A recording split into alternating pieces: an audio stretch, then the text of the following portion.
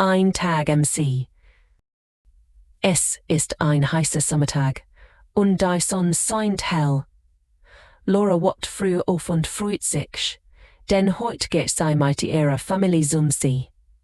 Der See ist nicht weit von ihrem Haus entfernt, etwa 30 Minuten mit dem Auto. Es ist ein wunderschöner Ort mit klarem Wasser, einem kleinen Strand und einem Wald rundherum. Stehst du auf, Laura, ruft ihre Mutter aus der Küche. Das Frühstück ist fertig. Laura springt aus dem Bett und sieht sich schnell an. Sie liebt es, zum See zu fahren, weil sie dort schwimmen und die Natur genießen kann. Am See gibt es auch viel Tiere zu sehen, wie Enten und Fische, und Laura bringt oft ihr Fanglas mit ihrem Vogel zu beobachten. Nachdem sie gefrühstückt hat, packt sie ihre Sachen.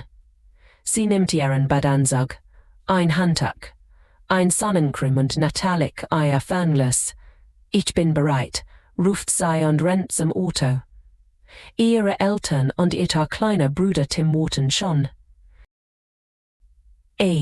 Bist du sicher, dass du nichts vergessen hast? Fragt ihr Mutter lächelnd. Ja, ich habe alles, antwortet Laura glücklich. Sie liebt die Ausflug mit ihrer Familie, besonders in solchen warmen Sommertagen. Die Fahrt zum See ist ruhig. Tim sitzt hinten im Auto und spielt immer seinem Spielzeugauto, während Laura aus dem Fenster schaut.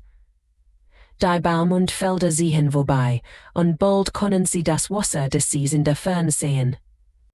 Als sie ankommen, parken sie das Auto auf dem Parkplatz neben dem Wald. Sie steigen aus und atmen die frische Luft ein.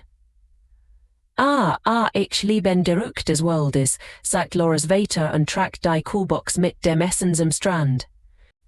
Laura und Tim rennen sofort zum Wasser. Der See glitzert in der Sonne und einige Menschen schwimmen oder fahren mit kleinen Booten. Laura kann es kaum erwarten, ins Wasser zu springen. Mama, darf ich gleich schwimmen gehen? Fragt sie. Natürlich, aber vergiss nicht, dich mit die Sonnencreme einzucremen, erinnert ihre Mutter sie. Laura schmiert sich schnell mit der Sonnencreme ein und rennt ins Wasser. Das Wasser ist angenehm und cool und Laura taucht sofort ein. Tim kommt nach und planscht fröhlich neben ihr. Das Wasser ist toll, ruft er. Die beiden Kinder schwimmen und spielen eine Weile, werfen einen Ball hin und bauen kleine Sandbergen am Ufer. Nach etwa einer Stunde ruft ihre Mutter, kommt raus aus dem Wasser. Es ist Zeit für eine Pause. Laura und Tim kommen zum Handtuch zurück und setzen sich hin. Sie trinken Wasser und essen ein paar Kekse. Ich möchte später vielleicht ein Boot mieten, sagt Laura's Vater.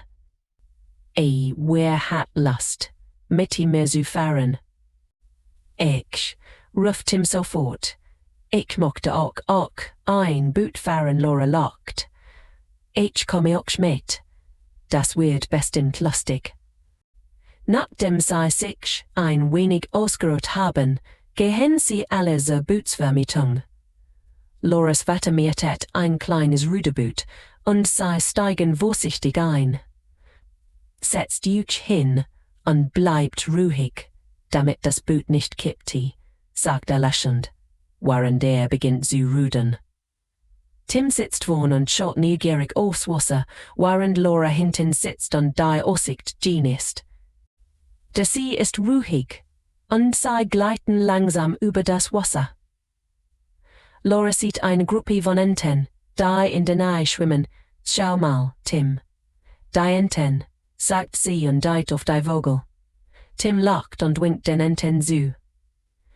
Hallo, Enten, ruft er. Nach einer Weile kommt ein leichtes Lüftchen auf, und das Boot schaukelt ein wenig, aber Laura's Vater steuert es sicher durch das Wasser. Das macht Spaß, sagt er. Ich sollte auf dem Boot fahren. Ich sehe einen Fisch, ruft Tim plötzlich aufgeregt. Laura biegt sich über den Rand des Boots und sieht tatsächlich einen kleinen Fisch, der schnell unter Wasser verschwindet. Das war cool, sagt sie und lächelt. Nachdem sie ein Weile auf dem sie waren, rudern sie zurück zum Ufer.